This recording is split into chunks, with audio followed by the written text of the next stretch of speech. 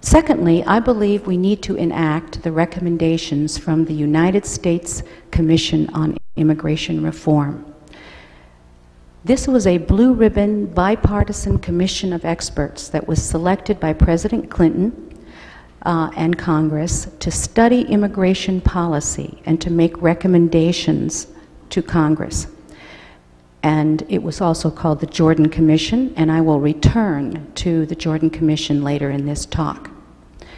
Thirdly, we need to recognize that the ultimate solution to migration is to reduce international economic disparity. I have a minor in Latin American studies, and I spent many years working for the Hunger Project, working to understand the problems in third world countries. And we need to do a much better job, frankly, of understanding their problems and being helpful to them. We don't have illegal migration from Germany, right? And finally, we need a population policy. Imagine sitting down with your husband to set a budget for your family, and you're going to decide how much to put to retirement, how much to put to college education, vacations, but you don't talk about how many children you're going to have. 2, 5, 10, 20, you're not going to even consider it, right? The how many question matters. It really matters, and it matters not just in families, but it also matters in countries.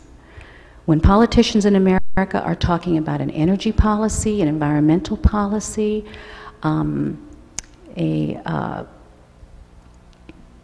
healthcare policy, it is sheer lunacy to go on pretending that the numbers don't matter.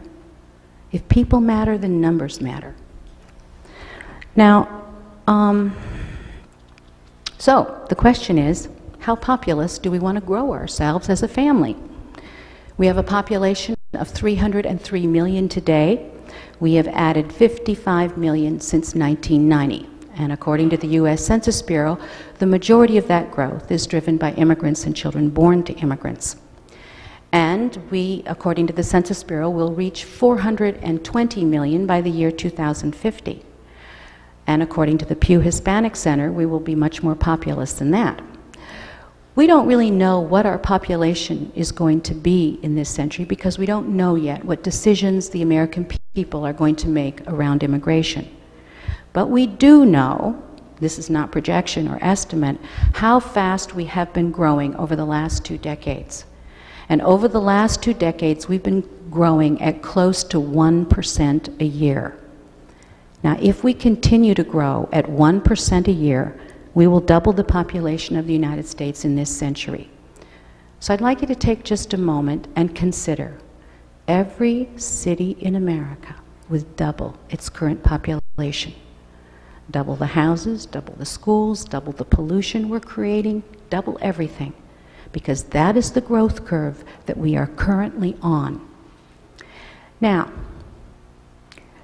there's a Chinese proverb which says, if you continue going in the direction you are going, you will end up where you are headed. Wisdom from the Chinese. So the question for us to ask ourselves is this the future that we want to create? Is this the future that we want to leave to our descendants? Our grandchildren don't get to decide if they're going to live in a country that's hundreds of millions more than it is today. They don't get to decide that.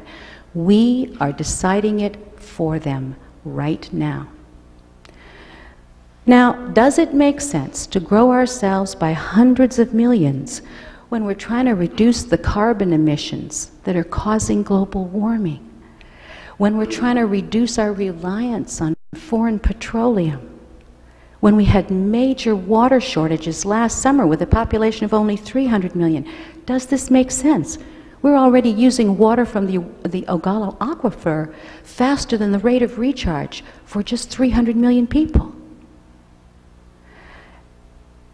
America now exports $20 billion worth of grain to people who cannot feed themselves. And we will need every bit of this grain to feed our own citizens within 2 decades. if this growth continues. So the decision to grow ourselves has enormous implications, not only for us, but for people outside this country as well.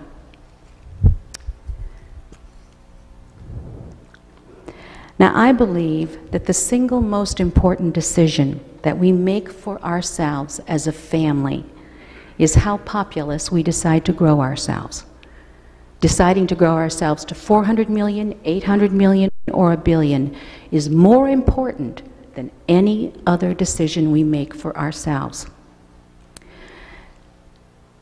And I believe that we need to make a plan to stabilize our population, and so does every other country in the world.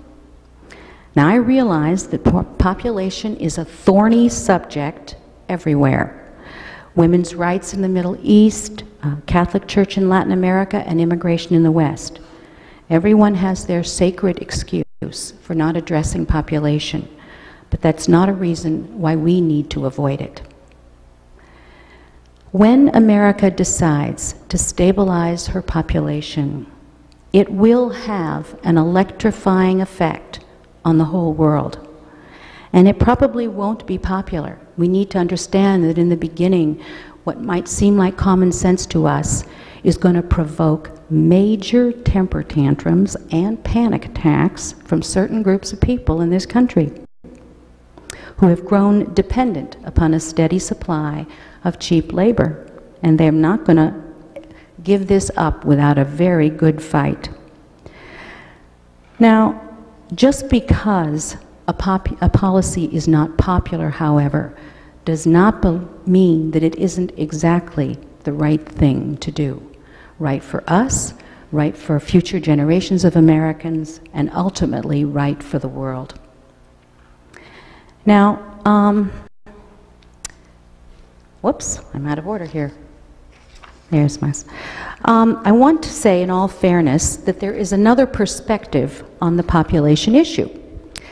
Last summer, I was talking to a political science professor from the University of California, and he told me that America needs to grow her population by hundreds of millions. Being a number lady, I said, 200 to 900, which is it? Where in there? And I got one of these, you know, piffle from a woman. He didn't have time to answer that question. His point was that we are in a global economy, and we're competing against countries like India and China of over 1 billion people. Now, this view that we are underpopulated and that we need to grow by hundreds, as I've said before, is a view that's widely held in the business community. They look at immigration legislation as a pesky impediment to progress and access to labor. And their vision for America is more consumers, more workers, more workers, more consumers, ding, ding, ding.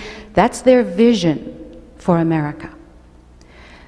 And the reason we need to have a national discussion about population policy is because we have major differences amongst ourselves about what vision we have for the future of this country.